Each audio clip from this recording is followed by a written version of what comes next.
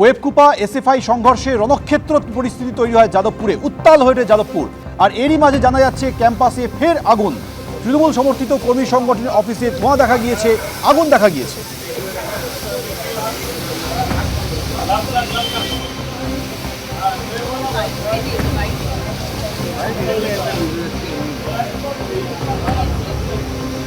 ইতিমধ্যে দমকল এসে আগুন নেভানোর কাজ চালাচ্ছে। আমাদের সঙ্গে এই মুহূর্তে রয়েছে আমাদের প্রতিনিধি ব্রতদীপ ভট্টাচার্য। ব্রতদীপ, এই মুহূর্তের কি পরিস্থিতি, কিভাবে লাগলো আগুন?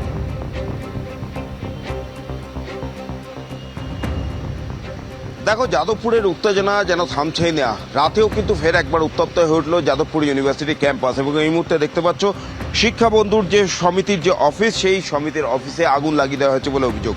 দমকলের একটি ইঞ্জিন এসছে এবং দমকল কর্মীরা এই মুহূর্তে কিন্তু সেই আগুন নেভানোর কাজ করছেন। তবে জানাই যে সন্ধেবেলায় কিন্তু প্রথম দফায় এই যে শিক্ষাবন্ধু সমিতির যে কার্যালয়, সেখানে ভাঙচুর চালানো হয়েছিল এবং ভিতর থেকে যাবতীয় সরঞ্জাম বাইরে বের করে সেইগুলোতে অগ্নিসংযোগ করা হয়েছিল। তারপরে কিন্তু পরিস্থিতি স্বাভাবিক করে পুলিশ, এখানে পুলিশি টহলদারি চলে এবং তারপরে সাময়িক সেই পরিস্থিতি স্বাভাবিক হয়। কিন্তু রাতে ঠিক 11টার কিছু আগে ফের একবার কিন্তু এই যে কার্যালয়, শিক্ষাবন্ধু সমিতির কার্যালয়, সেখান থেকে ধোঁয়া দেখা যায় এবং দেখা যায় যে ভেতরে আগুন জ্বলছে, দাউ দাউ করে আগুন জ্বলছে। তারপরেই কিন্তু ফের চাঞ্চল্য ছড়ায় এবং দমকলে খবর দেওয়া হয় এবং দমকল কর্মীরা এসে সে আগুন নেভানোর যে কাজ, সেই কাজ করছেন। আমি এখানকার যারা কর্মীরা রয়েছেন তাদের একজনের সঙ্গে একটু কথা বলবো। আপনারা কখন খবর পেলেন যে এখানে আগুন লেগেছে? এই তখন 10:20 হবে, 9:34-এ 9:30-এ আর কি জানা গেছে। জানা মাত্রই আমরা চলে এসেছি। কি খবর পেলেন? যেরকম আগুন লেগেছে, আগুনে জ্বলছে। তা আমরা যেহেতু বিশ্ববিদ্যালয় কোয়ার্টারেই থাকি, আমরা সিকিউরিটি দপ্তরে কাজ করি। ও হচ্ছে আমাদের হেড, আমাদের ডাকলো ঘর থেকে, সাথে সাথেই বেরিয়ে এলাম, এসে দেখছি জ্বলছে। সন্ধেবেলা তো একবার এই অফিসে ভাঙচুর, বিকালবেলা হয়েছে। তা রাত্রিবেলায় আগুনের খবর পেয়ে আমরা এলাম। কারা লাগালো সেটা বলতে পারবো না, কেউ দেখেনি। না, আমরা তো কেউ দেখিনি। আমরা খবর পেয়েই সরাসরি এখানে এসে। এখানে যারা ডিউটিতে ছিলেন তারা কেউ ডিউটিতে ছিলেন? এখানে কোনো গার্ড থাকে না না না না, সিসি ক্যামেরাও তো না, এখানে সিসি ক্যামেরা নেই। তারপরে এসে আমরা জল নেই, আমরা ডিপার্টমেন্ট খুলে এই প্রযুক্তি ভবনের গেট খুলে, ওখানে একটা বেসিনে কল আছে, এই যে এখানে দেখবেন ওদের পোড়া বালতিগুলো ছিল, ওই বালতিগুলো করে জল এনে এনে আমরা দরজা ফরজা যতটা পেরেছি। তারপরে ফায়ার ব্রিগেড এসে আগুন নেওয়ার কাজ করছে। এখানে কি মানে বাইরের কেউ ঢুকে করলো এই ঘটনায় কি বাইরের কেউ ঢুকে? আমরা খবর পেয়েছি, আমাদের অফিস থেকে ফোন গেল, আমাদের সিকিউরিটিরা ফোন করেছিল। আপনি তো সিকিউরিটি ডিপার্টমেন্টের হেড। হ্যাঁ হ্যাঁ, আমরা খবর পেয়ে চলে এসেছি। ওকে ডেকে আমরা চলো, আবার আগুন লাগিয়ে দিয়েছে, খবর এসছে, তাড়াতাড়ি চলো। কারা করলো, কখন করলো, এটা কেউ দেখতে পাবে? এটা 9টা, 9:30 নাগাদ লাগিয়েছে আগুন। তখনই খবর পেয়ে আমি ফায়ার ব্রিগেডে ফোন করেছি, ফোন করে আমরা বেরিয়ে এসেছি। এসে আমরা নিজেরাই সিভিল বিল্ডিং খুলে যতটা পুলিশকে জানিস? পুলিশকে জানানো হয়নি, আমরা ওই ফায়ার ব্রিগেডে জানিয়েছি।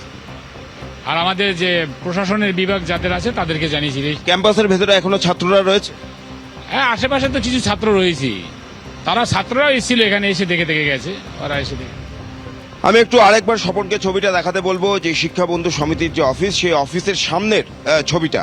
বিকেল বেলায় প্রথম দফায় যখন উত্তেজনা হয়, তখন এখানে একেবারে প্রথমে অফিসের ভিতর ভাঙচুর চালানো হয়। তারপর সেখান থেকে যাবতীয় যে আসবাবপত্র, সামগ্রী, কম্পিউটার, প্রিন্টার, সবকিছু বাইরে এনে সেখানে অগ্নিসংযোগ করা হয়। বিভিন্ন জায়গায় যেদিকেই চোখ যাচ্ছে সেদিকেই কিন্তু কোথাও কম্পিউটারের ভাঙা যন্ত্রাংশ, কোথাও চেয়ার টেবিলের ভাঙা অংশ, সিলিং ফ্যান থেকে শুরু করে যাবতীয় জিনিস। এই যে অফিসের ভিতরে কোনো কিছু অক্ষত নেই। এবং তারপর আবার কিন্তু রাতেই শুতে পারলে যে সেখানে অগ্নিসংযোগের ঘটনা হয়েছে। এখন কারা আগুন লাগিয়েছে সেই বিষয়ে কোনো কিছু কেউ এখানে বলতে পারছেন না। এবং ঘটনাচক্রে ক্যাম্পাসের ভিতরে সেখানে সিসি ক্যামেরাও নেই। কিন্তু স্বাভাবিকভাবেই যে অভিযোগ উঠছিল যে তৃণমূলের অফিসে যে বাম ছাত্র সংগঠন, তাদের হামলা চালানো হয়েছিল বিকেলেই, অভিযোগের আঙুল কিন্তু তাদের দিকেই যাচ্ছে। কিন্তু এখনো পর্যন্ত যাদবপুর থানার পুলিশ এখানে ঘটনাস্থলে দেখা যায়নি। তুমি শুনতেই পারলে কিছুক্ষণ আগে যে যাদবপুর ইউনিভার্সিটি ক্যাম্পাসে যারা নিরাপত্তারক্ষী, তাদের যেটা বক্তব্য, তারা বলছেন তারা আগুন লাগার খবর পেয়ে এখানে এসে দেখছেন যে দাউ দাউ করে জ্বলছে। তারপর দমকলে খবর দেওয়া হয়েছে। কিন্তু যখন পরিস্থিতি অনেকটা স্বাভাবিক হয়ে গিয়েছিল, পুলিশ অনেকটা পরিস্থিতি নিয়ন্ত্রণে নিয়ে আসে। দুই পক্ষই তাদের বক্তব্য বলে এবং রাত হওয়ার পর যখন থমথমে থাকলেও কিন্তু পরিস্থিতি অনেকটাই স্বাভাবিক ছিল। তারপরে কেন এই অগ্নিসংযোগের ঘটনা ঘটলো সেই নিয়ে এটাই প্রশ্ন, যে বেশ কয়েক ঘন্টা কেটে গিয়েছে, আগুন নিভে গিয়েছিল, কিন্তু হঠাৎ করে আগুন লাগলো কিভাবে? তুমি আমাদের সঙ্গে থাকো। দমকল আধিকারিকরা কি বলছেন শুনুন। আগুন লেগেছে যাদবপুরে 4 নম্বর গেটের কাছে, খবর এসছে আমাদের কাছে। সে থেকে এসছি আমরা, এখন আগুন নিয়ন্ত্রণে। একটা ইঞ্জিন গড়িয়াহাট থেকে এসছে, আমার কাছে খবর এসছে 10টা 50 নাগাদ খবর পেয়েছি, আমরা এসছি। সেটা এখনই বলা যাবে না, দেখতে হবে তদন্ত করে কী করে। না, অক্ষত কিছু নেই, পাকা টাকা ফার্নিচার এসি যা ছিল সবই পুড়ে গেছে, ঠিক আছে। তারপরেটা আমাদের পেছনে, সেটা আমরা বলতে পারবো না, তার আগের পরিস্থিতি কী ছিল দেখে আমরা বলতে পারবো না এখন কী ভাঙচুর করেছে না।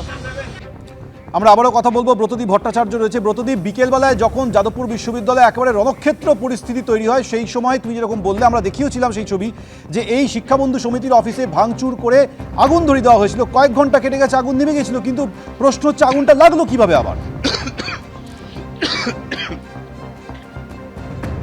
দেখো, অভিযোগ উঠছে যে আগুন লাগিয়ে দেওয়া হয়েছে এবং সেই অভিযোগ কিন্তু প্রত্যেকেই করছেন, কিন্তু তাকে কেন্দ্র করে যে ভয়াবহ পরিস্থিতি এই মুহূর্তে এখানে তৈরি হয়েছে তোমাকে দেখাবো।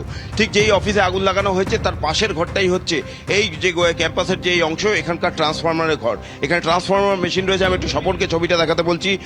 এই যে ট্রান্সফরমার মেশিন, এবং আগুন কিন্তু এই পাশে ছড়িয়ে আসার একটা বড়সড় আশঙ্কা ছিল। দেখতেই পাচ্ছ যে ভেন্টিলেটরগুলি রয়েছে, ওখান দিয়ে আগুনের শিখা কিন্তু এই ঘরে ছড়িয়ে পড়েছিল এবং যে কোনো সময় এই ঘরে আগুন লেগে যেত। এখানকার যারা কর্মীরা রয়েছেন একটু কথা বলবো, আগুন লাগলে এখানে কি হতো? এটা আপনাদের হচ্ছে 6.6 কেবি ল্যাম্প ভোল্টেজ, ঠিক আছে। ট্রান্সফারটা আগুন লাগলে ট্রান্সফার যদি বাস করে দিত তাহলে বিল্ডিংটাই থাকতো না, আপনার বিল্ডিংটা উড়ে যেত। আমাদের কাছে যেমন খবর যায়, আমাদের এক সহকর্মী খবর দেন যে আমাদের ডিপার্টমেন্টের পাশে আগুন লেগেছে।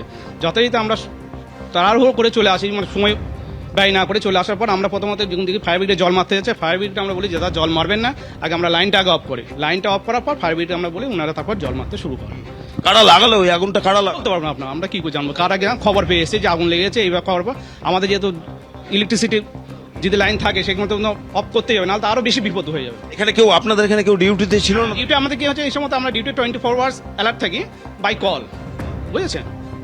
ডিপার্টমেন্ট খোলা থাকে না, ডিপার্টমেন্ট খোলা থাকে সকাল 10টা থেকে রাত্রি 9টা অবধি। অর্থাৎ শুনতেই পেলে সৌমেন কি ভয়াবহ পরিস্থিতি তৈরি হয়েছিল। যদি কোনোভাবে আগুন এখানে ছড়িয়ে পড়তো, এই ট্রান্সফরমারে ছড়িয়ে পড়তো, তাহলে কিন্তু বড় সড়ো একটা দুর্ঘটনার কিন্তু আশঙ্কা ছিল। যদিও সেই বিপত্তি আপাতত এড়ানো গিয়েছে দমকলের কর্মীদের তৎপরতায়। দমকলের একটি ইঞ্জিন, তারা কিন্তু এসে অত্যন্ত তৎপরতার সঙ্গে সে আগুনকে নিয়ন্ত্রণে নিয়ে এসেছেন। কিন্তু বারবার যে প্রশ্নটাই বলছি যে এই উত্তেজনা, এই হিংসা কখন থামবে? আমরা দেখেছি যে দুপক্ষই কিন্তু বিভিন্ন বিক্ষোভ দেখিয়েছে থানার সামনে গিয়ে, এবং সেই নিয়ে উত্তেজনা তৈরি হয়েছে। তারপর কিন্তু পরিস্থিতি অনেকটাই স্বাভাবিক দিকে যাচ্ছিল, থমথমে পরিস্থিতি থাকলেও কিন্তু অনেকটাই স্বাভাবিক দিকে যাচ্ছিল। কিন্তু তারপর কেন এই ঘটনা আবার নতুন করে কেন উত্তেজনা ঘটলো, সেই নিয়ে কিন্তু প্রশ্ন উঠছে। কিন্তু যেটা বারবার বলছেন এখানকার কর্মীরা, যে কারা লাগালো এখানে আগুন লাগানো হয়েছে এমনটাই অভিযোগ, কিন্তু কারা লাগালো সে বিষয়ে নিশ্চিতভাবে কিছু বলা যাচ্ছে না। সিসি ক্যামেরাও নেই, এবং তারই সুযোগ নিয়ে কিন্তু এই ঘটনা ঘটানো হয়েছে। এখনো পর্যন্ত পুলিশ ঘটনাস্থলে নেই। এখন এটাই প্রশ্ন যে এই ঘটনায় কি শেষ, নাকি এখনো এরপরে আরও কোনো নতুন ঘটনা ঘটবে, সেই আশঙ্কাই কিন্তু করা হচ্ছে। সৌমেন, ব্রতদীপ, আমাদের সঙ্গে থাকো। দুটি ছবি আপনাদের দেখাচ্ছি। যখন সন্ধ্যায় এই তৃণমূলের শিক্ষাবন্ধু সমিতির অফিসে ভাঙচুর করে আগুন লাগিয়ে দেওয়া হয়, তারপর পরিস্থিতি অনেকটা শান্ত হয়ে গিয়েছিল, আগুন নিভে গিয়েছিল, কিন্তু কয়েক ঘন্টার মধ্যে দেখা যায় যে সেখান থেকে আবারও আগুন বেরোচ্ছে। কিন্তু এই আগুনটা লাগলো কিভাবে, নাকি লাগানো হয়েছে, এই প্রশ্ন যখন সামনে আসছে, তখন নিরাপত্তা আধিকারিক তারা মনে করছেন যে 9টা থেকে 9:30টার মধ্যে এই আগুন লাগানো হয়েছে।